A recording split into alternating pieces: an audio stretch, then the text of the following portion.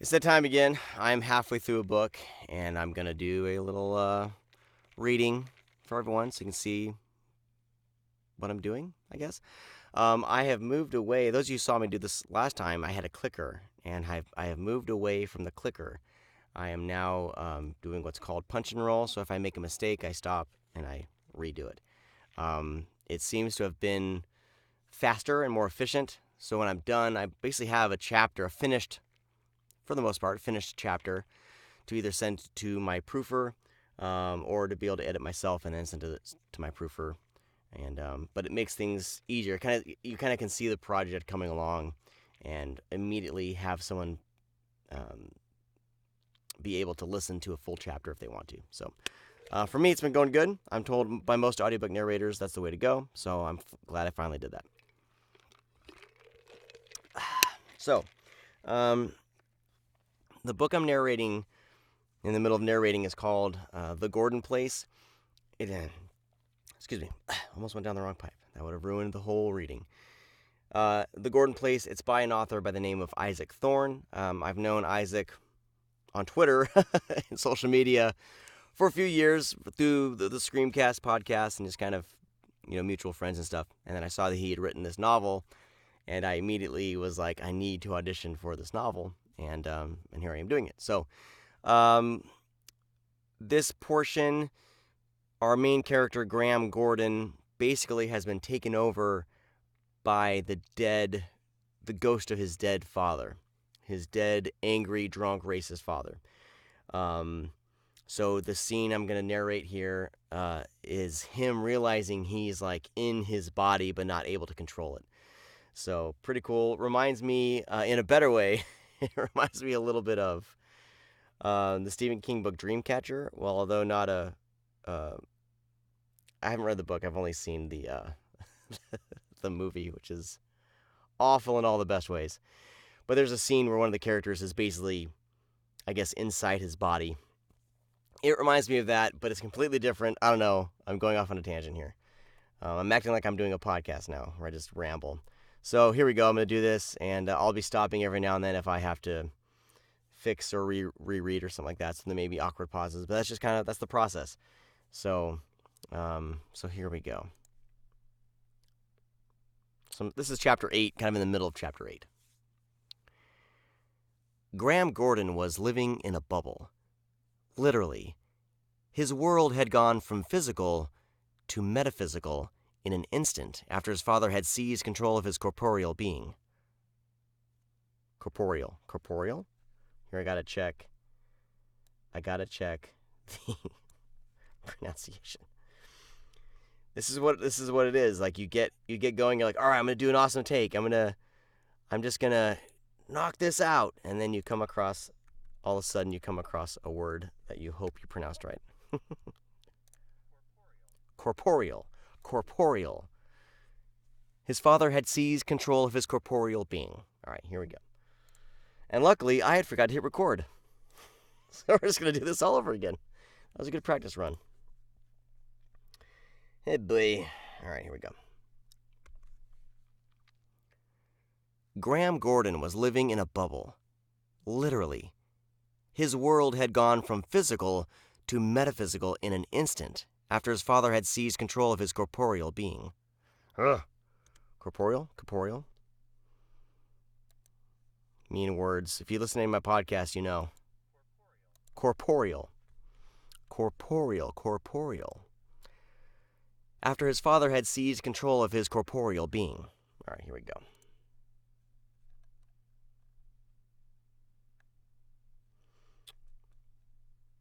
All right.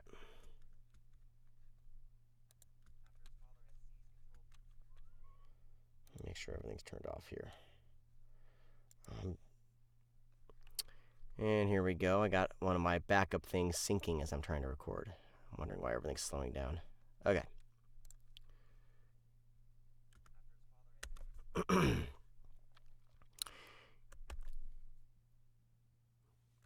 There we go. Isn't this fun? This is how it is, everybody.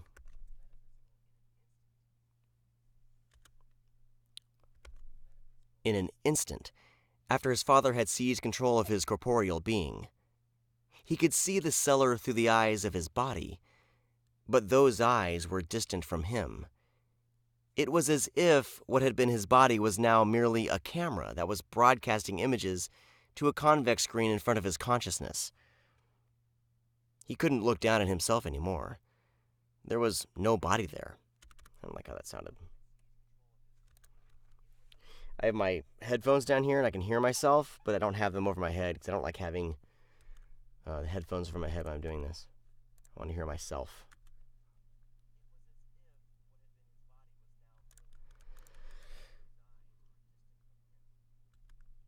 Here we go. It was as if what had been... It was as if what had been his body was now merely a camera that was broadcasting images to a convex screen in front of his consciousness. He couldn't look down at himself anymore.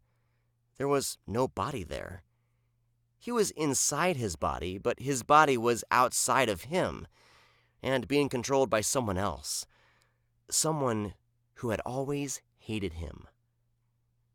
He watched his father Lee remove that secret door made of concrete blocks from its home in the cellar wall. He felt the coolness of the amber liquid from the Budweiser bottle start to cloud his mind.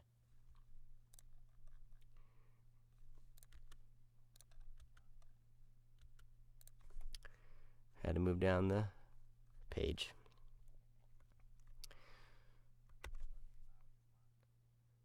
On some level, he must be still in touch with his physical reality. But just as his life had been as a child, it was his father who ultimately controlled that reality. Killing him all those years ago had not enabled Graham to finally escape him. Let's start that right. Killing him all those years ago had not enabled Graham to finally escape him.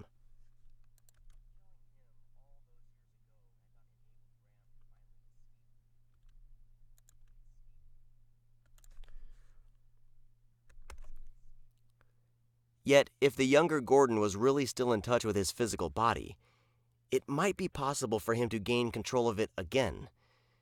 Maybe he could...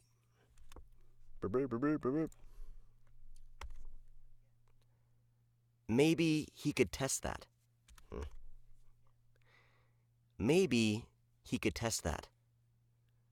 Reaching out with his consciousness, exploring his new interior surroundings, Graham felt two thin tendrils of limbs forming.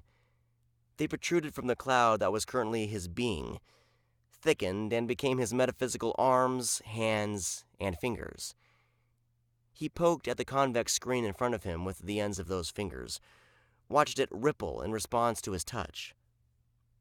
The cellar world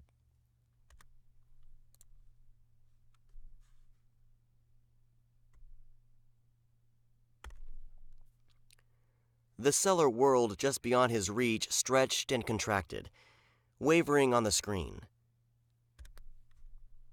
Wavering on the screen. Wavering on the screen. Contracted. Wavering on the screen. Just as it began to settle, his father's voice in there...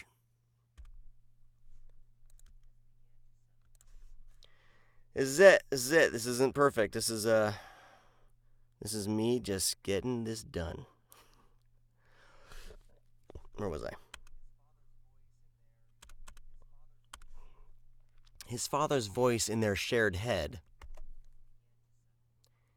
His father's voice in their shared head said something about killing highfalutin women, and Graham had been unable to conceal this shock. He'd accidentally broadcast the feeling from within the bubble and out to his father, who would now most certainly kill him for it.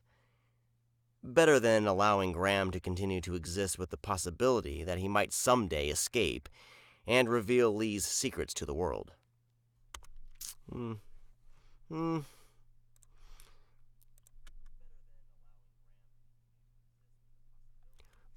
try that again. Better than allowing Graham to continue to exist along with the possibility that he might someday. Possibility. A lot of this is kind of being your own director, I guess. Which I'm hoping I'm doing okay at. Better than allowing Graham to continue to exist, along with the possibility that he might someday escape and reveal Lee's secrets to the world. Yeah.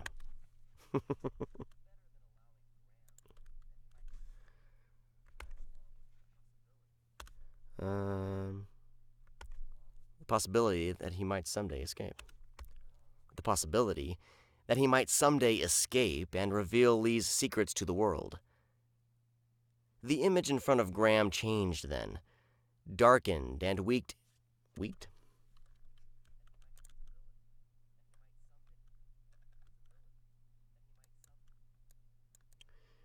So kind of sometimes I'll edit as I go.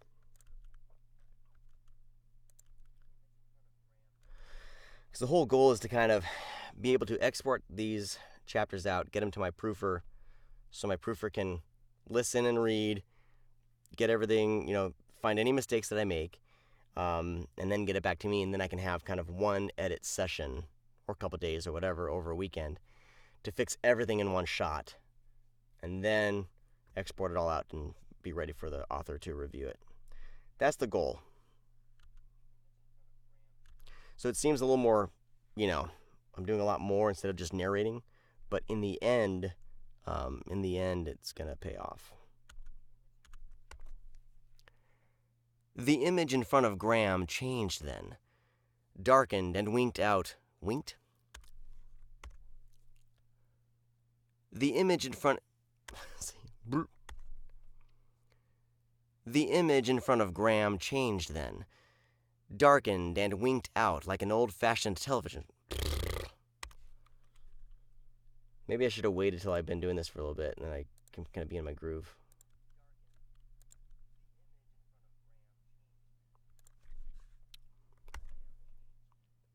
Darkened and winked out like an old-fashioned television screen when the power is cut.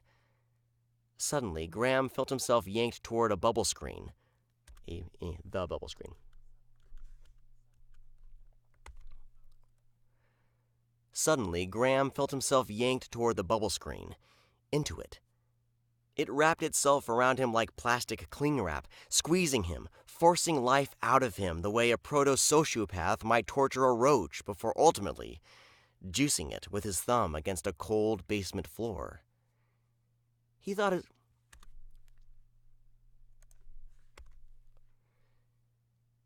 his father might have found a way to snuff him out, to finally solve his problem child. That feeling was might have found. Kind of dirtied up a little bit. He thought his father might have found a. He thought his father might have found a way to snuff him out, to finally solve his problem child. Then that feeling was gone. Graham was somewhere else. No, not just somewhere else. He was someone else. Did I say that right?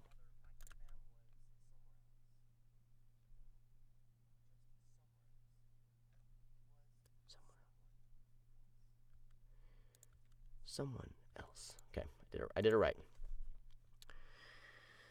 He was someone else. He was Lee Gordon, fresh off a Friday at the carbon plant in Hollow River. Nose hairs singed and clothes still reeking of burnt coal from stoking the fires.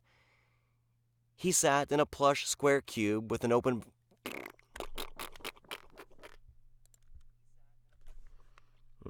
He sat in a plush square cube with an open front at bombshells, a strip joint. What do you think, guys? Actually, I do this all in an English accent.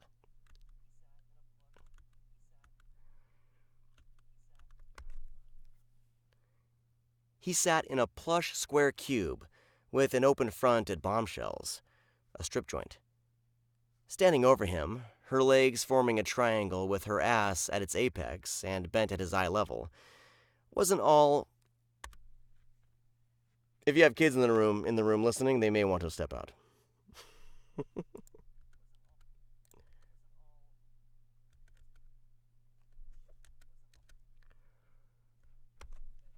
Eye level was an all of 19-year-old blonde. She was naked, except for a white thong that glowed brilliantly in the house blacklights that were used to indicate the beginning and end of a particular dancer's set on the center stage. She told him her name was Star, but it was probably really something more.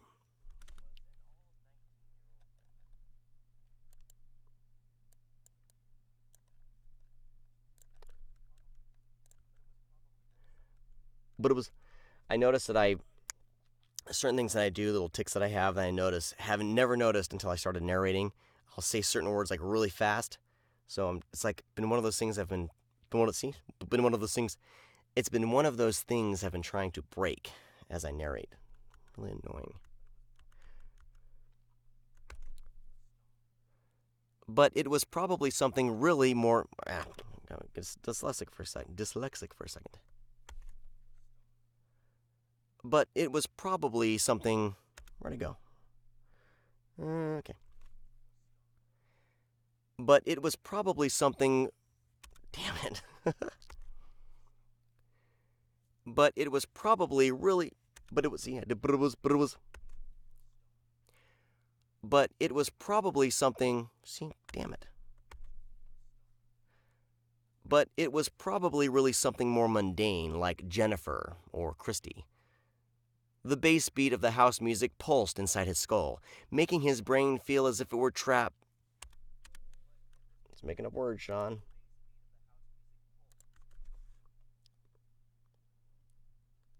I'm all nervous. Like, I'm getting nervous on this one because I'm like, oh, I'm narrating about a strip club now, and I'm videotaping it.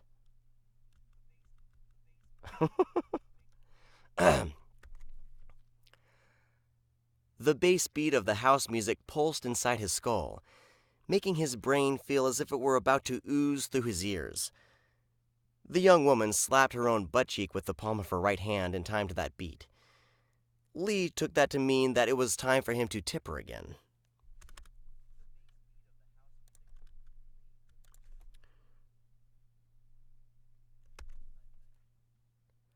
Lee took that to mean that it was time for him to tip her again. Graham could see the dollar in Lee's hand, rising up to meet the waistband of her thong, which she had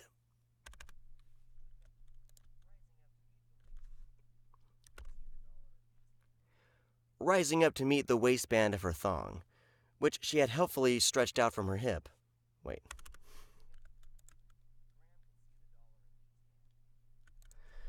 Alright, try this again. Of course, I'm stuck on the strip club scene.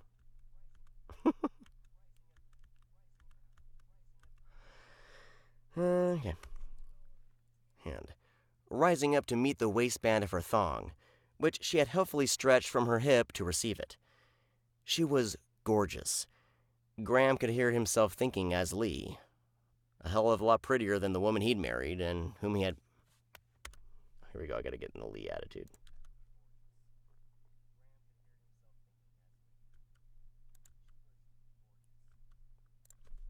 She was gorgeous. She was gorgeous. Graham could hear himself thinking as Lee. A hell of a lot prettier than the woman he'd married. No, he's not talking yet.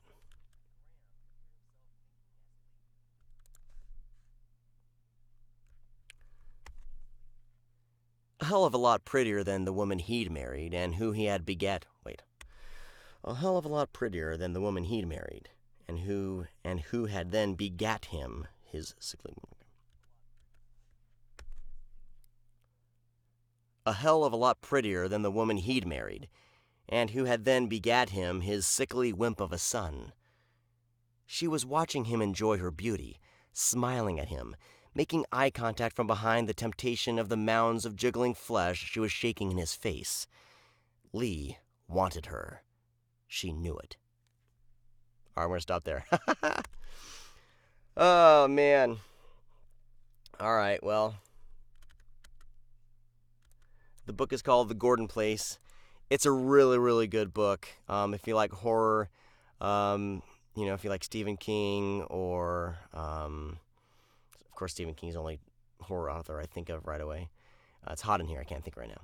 But if you like a good old-fashioned horror yarn, kind of in the vein of Stephen King, or maybe even Dean Koontz, I guess you can say.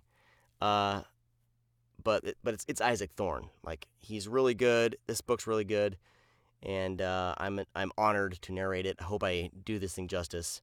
One thing that really keeps me up at night is like thinking that I didn't do my best to narrate a book, and earlier books come back to haunt me.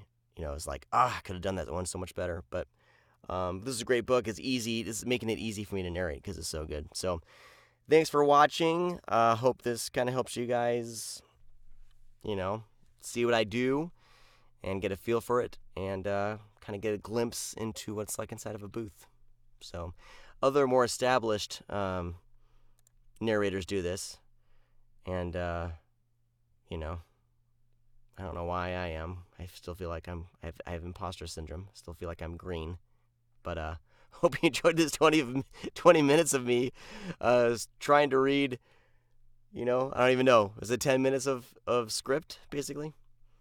But anyway, have a good night or a good day or whatever. Thanks for watching, and I'll talk to all of you online later. Bye.